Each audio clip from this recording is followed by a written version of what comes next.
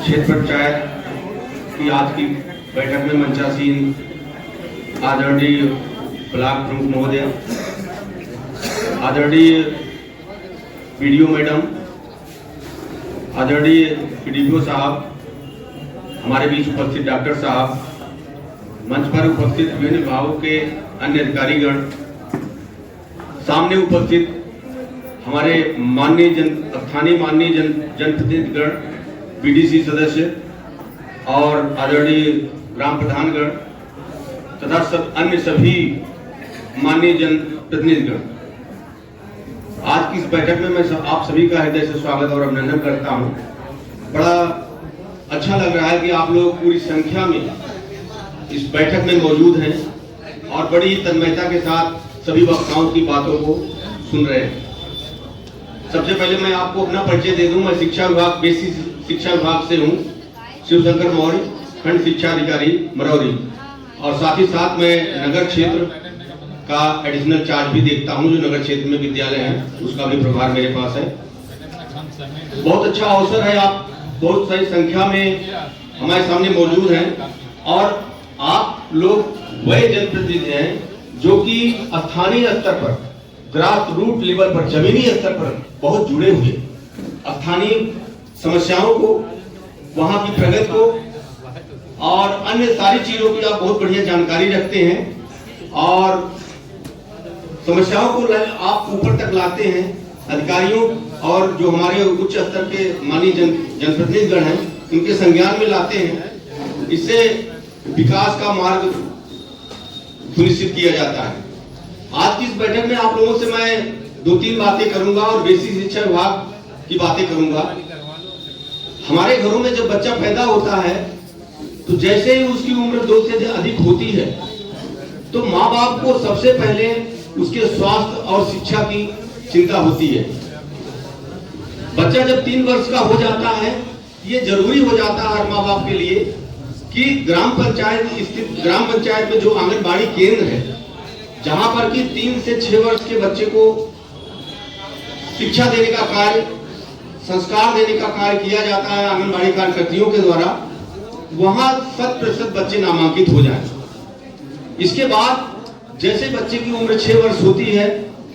उस बच्चे का नामांकन निकटतम प्राथमिक विद्यालय में हो जाए, ऐसी हम सबकी जिम्मेदारी है। बेसिक शिक्षा विभाग के साथ साथ हमारे जो ग्राम प्रधानगण हैं, अभिभावक हैं और हमारे सम्मानित जो बीडीसी सदस्यगण हैं, आप सबकी यह सम्मिलित जिम्मेदारी होती है कि आज के समय में कोई भी बच्चा जिसकी उम्र 3 वर्ष से लेकर के 14 वर्ष तक है, वो गैर नामांकित न रहे। नामांकन के बाद हमारी जिम्मेदारी कम नहीं होती बल्कि बढ़ जाती है। नामांकन के बाद ये बहुत जरूरी हो जाता है कि माँ बाप के रूप में, पड़ोसी के रूप में या स्थानीय जनप्रतिनिधि होने के नाते आप मॉनिटर करें कि बच्चा प्रतिदिन स्कूल जा रहा है कि नहीं जा रहा है। उसके लिए हमारे जो शिक्षक की टीम है, जो आंगनबाड़ी केंद्रों पर कार्यकर्तियां काम कर रही हैं, वो उनको एजुकेट करने का काम, उनको अच्छे संस्कार देने के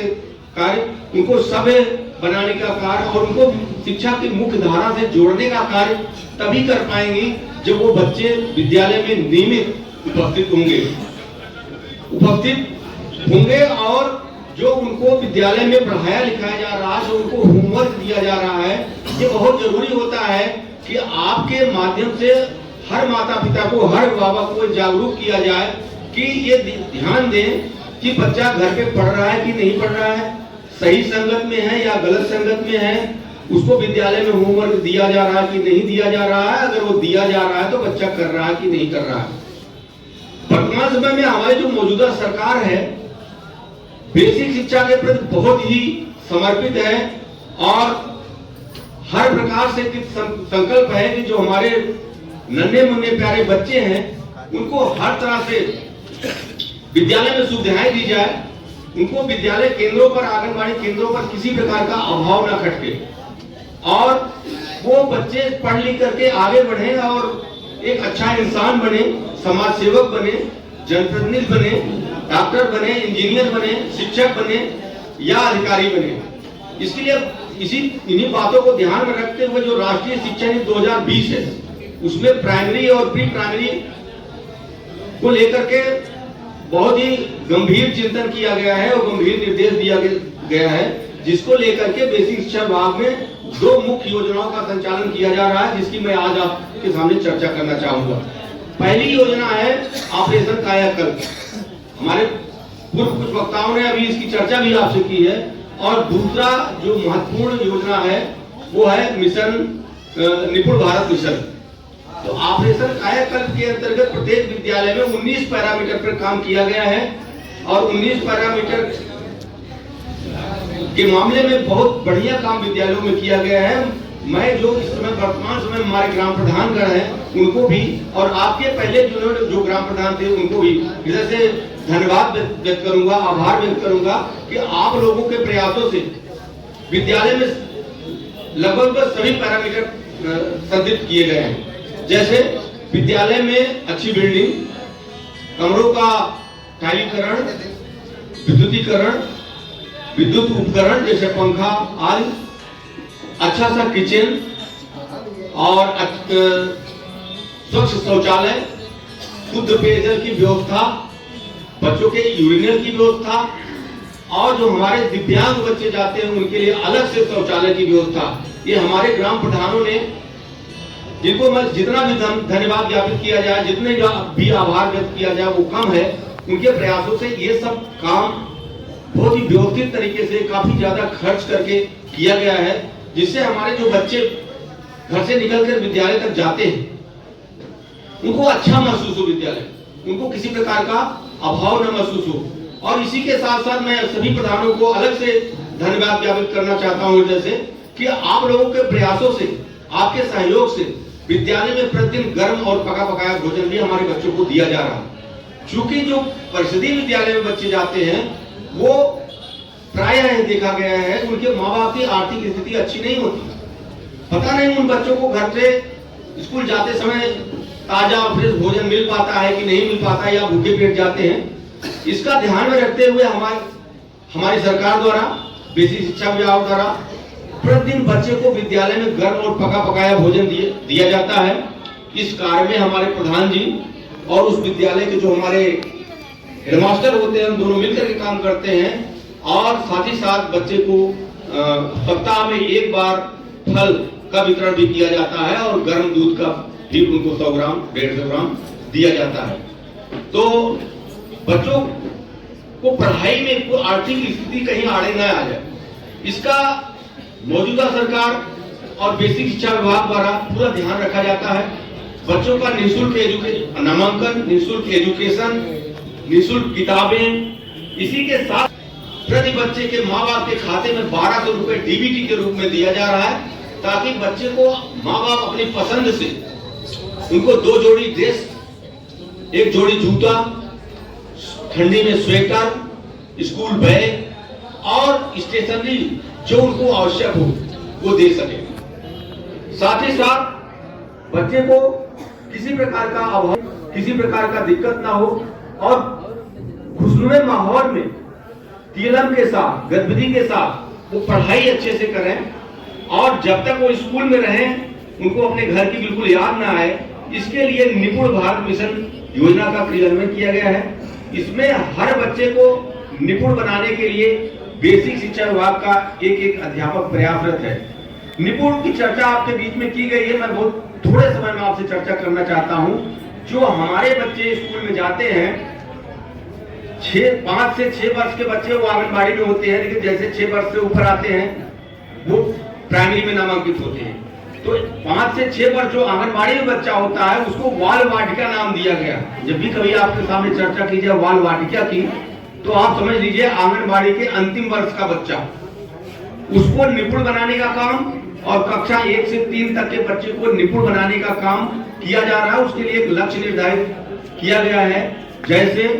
बाल वाटिका का बच्चा जो 5 से 6 वर्ष का है और आंगनबाड़ी केंद्र में पढ़ रहा है, उसके लिए ये निर्धारित किया गया है